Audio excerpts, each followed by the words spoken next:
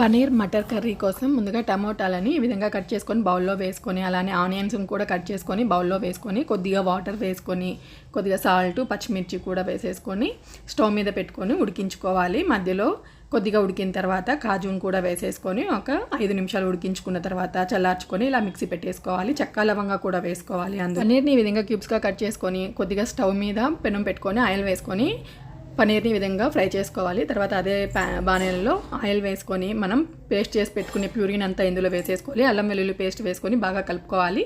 తర్వాత కారం, పసుపు, ధనియాల పొడి, అలానే జీలకర్ర పొడి, గరం మసాలా, సాల్ట్ వేసుకొని ఒకసారి బాగా కలిపేసి ఇందులోనే బఠానీలు కూడా వేసేసుకొని బాగా కలిపేసుకొని ఒకసారి గట్టిపడేంత వరకు మనం ఫ్రై చేసుకోవాలి. తర్వాత వాటర్ వేసుకొని కొద్దిగా కసూరి మేతి వేసుకొని తగినంత సాల్ట్, షుగరు వేసుకోవాలి. షుగర్ వేసుకుంటే చాలా బాగుంటుంది కర్రీకి. చివరిగా అయితే ఫ్రై చేసుకున్న పనీర్ని కూడా వేసేసుకొని ఒక 2 నిమిషాలు ఉడికించేసుకుంటే రెడీ.